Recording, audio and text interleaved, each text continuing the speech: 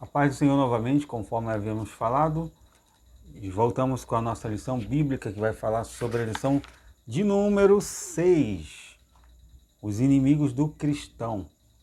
Já fizemos a nossa leitura do texto áureo, já fizemos a nossa leitura da verdade prática. Agora vamos para a leitura bíblica em classe, que está lá em Romanos, capítulo de número 6, versículo 11 a 14, depois você vai abrir lá em 1 João, Epístola de João, capítulo 2, versículo de 15 a 17, que diz assim: Assim também vós considerai-vos como mortos para o pecado, mas vivos para Deus, em Cristo Jesus, nosso Senhor. Não reine, portanto, o pecado em vosso corpo mortal, para obedecer em suas concupiscências. Nem tampouco apresenteis os vossos membros ao pecado por instrumento de iniquidade, mas apresentai-vos a Deus como vivos dentre mortos, e os vossos membros a Deus como instrumentos de justiça. Porque o pecado não terá domínio sobre vós, pois não estáis debaixo da lei, mas debaixo da graça. Agora vamos para a primeira epístola de João, capítulo 2, versículo 15 a 17. Não ameis o mundo, nem o que no mundo há. Se alguém ama o mundo, o amor do Pai não está nele. Porque tudo que há no mundo, a concupiscência da carne, a concupiscência dos olhos, a soberba da vida, não é do Pai, mas do mundo. E o mundo passa, e a sua concupiscência, mas aquele que faz a vontade de Deus permanece para sempre. Então essa é a nossa leitura bíblica em classe.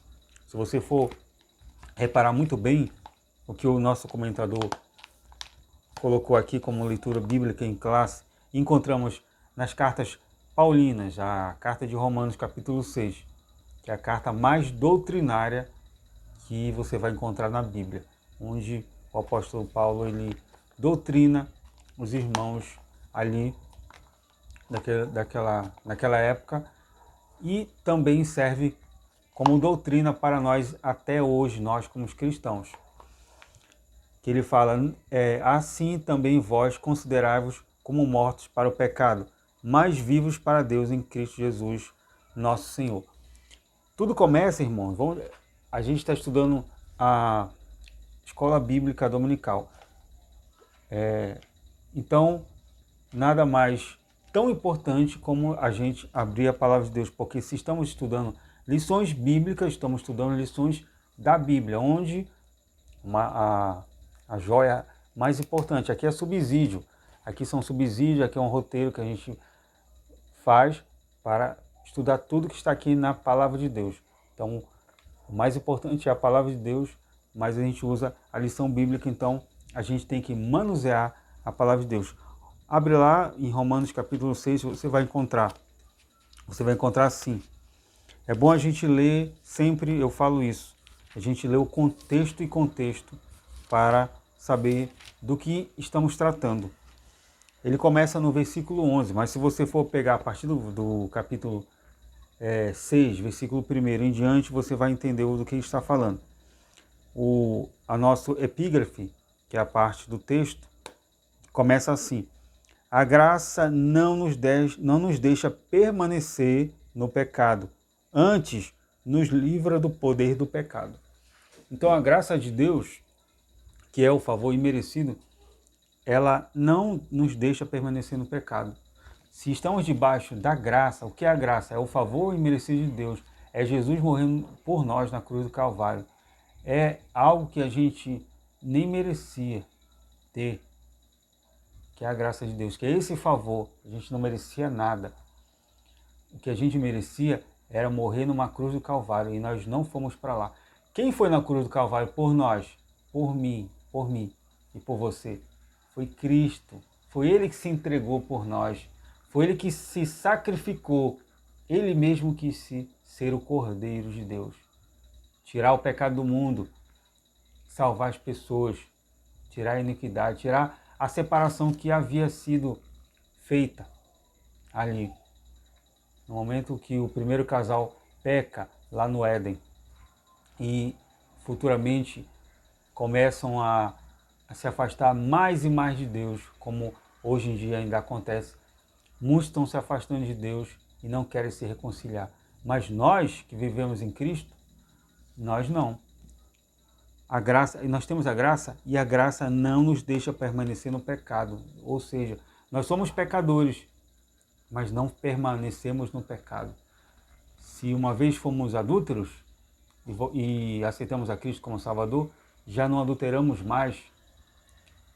Se éramos ladrões, já não roubamos mais. Se mentimos, já não roubamos, já não mentimos mais. Perdão novamente. Se enganávamos o próximo, já não enganamos mais. Se éramos espancadores, já não espancamos mais. Se éramos violentos, já não somos mais. Agora somos transformados por Cristo. Eu sempre comento com a minha esposa que eu tenho como referência, claro, primeiramente a Cristo, mas o apóstolo Paulo. Um homem que ferozmente e com mão de ferro perseguia a igreja de Cristo, mas foi alcançado por Cristo ali na estrada que ia para Damasco. E de ódio foi transformado em amor. Foi o homem, foi o cristão que falou mais sobre amor na palavra de Deus. Foi ele, um homem que se deixou ser transformado. O homem que mais odiava foi o que mais amou e foi o que mais trabalhou, foi o que mais lutou pela causa de Cristo, pela palavra de Deus. Foi o homem que foi transformado em vaso de honra. Antes nos livra do poder do pecado. Então, a graça não nos deixa ficar presos ao pecado. Ela nos livra do poder. O pecado tem poder?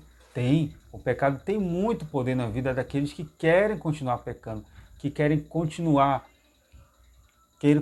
estar na vontade do pecado, de querer pecar, de querer errar o alvo, porque pecado é errar o alvo, pecar é errar o alvo. Então, aquele que quer pecar contumazmente, quer continuar pecando, continuar adulterando, continuar roubando, continuar enganando, continuar comprando e não pagando porque por pura ser vergonhice, essa que é a verdade, meu irmão.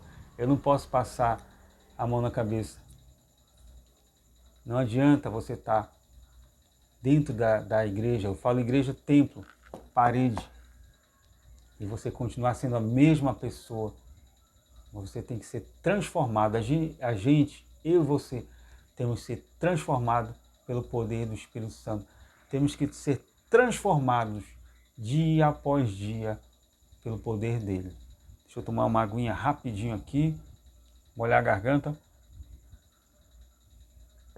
Isso é muito importante.